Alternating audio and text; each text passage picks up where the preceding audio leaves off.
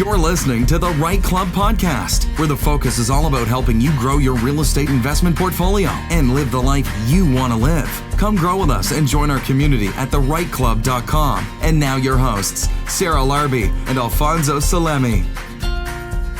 Do you mind, like, if I ask you, like of what course. diagnose? Like, did they come up with an actual diagnosis at some point, or it just went away on its own, or how did that resolve? No, it was time. It was a lot of therapy.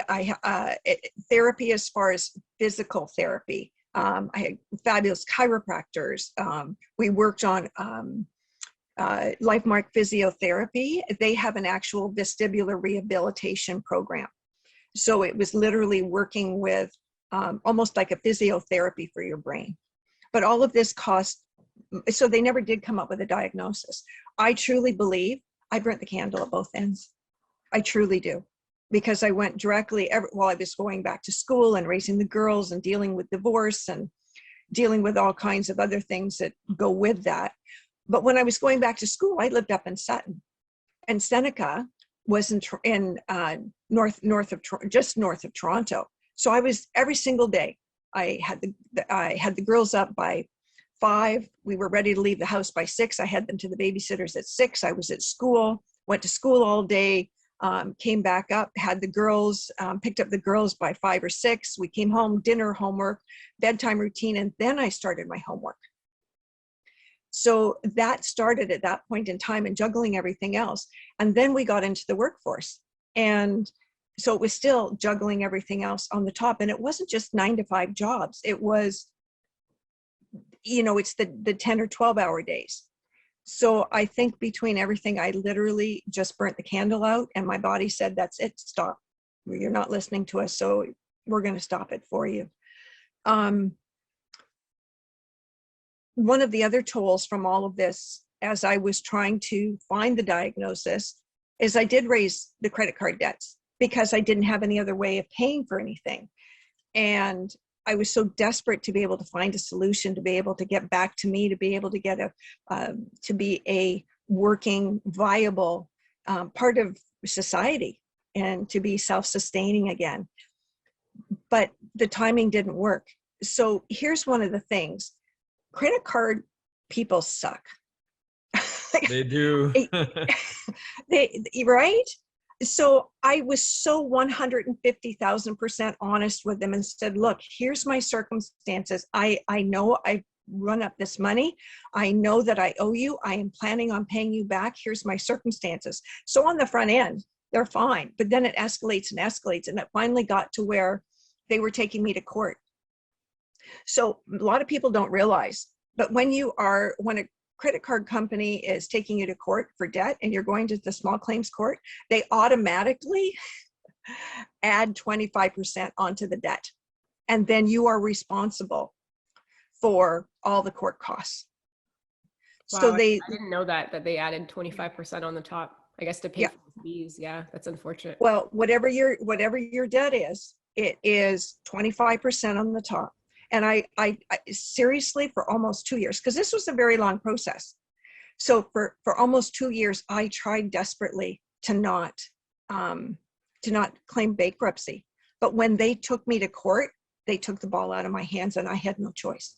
Yeah, well, that's it. I mean, now to you, private lending sounds very cheap, I'm sure, compared to credit card charges and adding 25% and court costs and wow, but you've survived and that's so amazing and such an inspiration. Wow, and you're still so young and full of energy. Seriously, I mean it. I mean it. After all this, like a lot of people would be 120 years old now. So this is excellent. Well, it's definitely been a challenge, but I think part of what it does too is that you actually kind of go into a bit of a trance. Part of one of the symptoms, I guess, that I had with the vertigo, as everything, as I progressed and the dizziness subsided, the brain fog and the 3D, it was literally as if you were working and you were watching yourself down, literally. So you, how do I put it? So you're literally almost in a 3D fog experience watching yourself. And I could feel the inside of my head.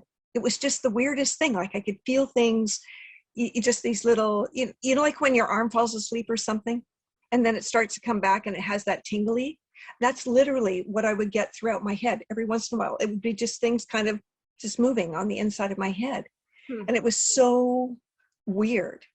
So I have fought, literally, and it's been pretty close to 15 years. And I have to make sure that I take very good care of myself. With that, there was adrenal fatigue. And it just is so important for people to take care of themselves. And that is one of the biggest lessons that I learned, because I didn't take care of myself. I didn't put myself first. I didn't believe in myself. I'd been put down so many times throughout my life. My marriage. And as a let's mom just say, too, you sacrifice yourself. I see my wife. I'm not a mom.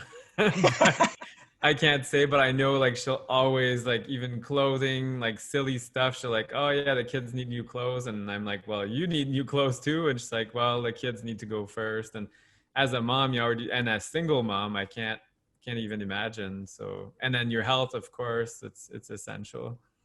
Yeah. And just taking that time to make yourself a priority. So that is one of the things I'm really proud.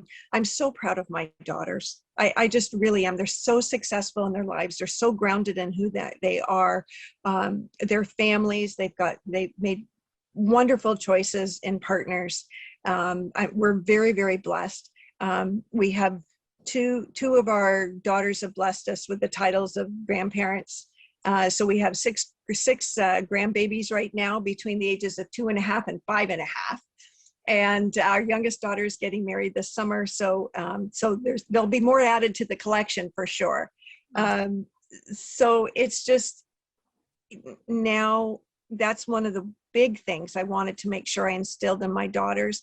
So physical fitness and activity, yoga, mind, body, and soul nurturing is important. And that's a lesson I still struggle with, is believing that I am important enough and valuable enough to make myself a priority. Yeah, I mean that's important, and it's great to to hear your story, to see how you overcame it, and I also want to say, now that you're saying you have a great new husband. I don't know how long you guys have been together for, but Jack, and so you're the one, together you did the bed and breakfast piece and move forward. Can you maybe tell us how your life has changed, I guess, since the bankruptcy? Like when was it that you started feeling like you were pivoting in a different direction? I think one of the things with the bankruptcy is that year, I can't tell you how humiliating it was, how humbling it was, how heartbreaking it was, and emotionally devastating to have to do that. I just felt like 150,000% of a failure. So, and that there's 7 years that's attached to that. So you have to be so very careful about your credit, about how you spend, about everything that you do. There is planning. There is knowledge that you have to have. And I literally learned it in the trenches, which is not quite the right way to do it, but I guess it's the school of hard knocks, right? You can only get better, so it can't get worse. Exactly. But that was many years ago, and I shouldn't say many years ago. It's actually only been, everything was discharged. Like, I shouldn't say discharged, but the 7 years was up. Between the two credit companies, they kind of overlap each other. So it's really only been about a year and a half since I've been coming all the way out of it, in order to be able to really work at rebuilding my credit, in order to be able to move forward. Wow. Yeah. So that's all. And I'm 63 tomorrow. Happy birthday. That's awesome. So, okay. So Katherine, so you've really been doing and shifting and acquiring 2 properties, I believe. You got one in Costa Rica and a pre-built also in near St. Catharines. Is that correct? Absolutely. I'm so excited for it. I really am. That was one of the things that was great. I knew I wanted to transition out of the bed and breakfast. And so I was looking for a little contract to be able to start getting back into the world and transitioning out of the bed and breakfast and kind of feeling the way. And that's how I met Laurel and Danielle. Thanks for listening to the REITE Club podcast and joining our community of real estate investors online at thereiteclub.com, where the focus is about helping you grow. We look forward to seeing you again next week. Thanks from your hosts, Sarah Larby and Alfonso Salemi.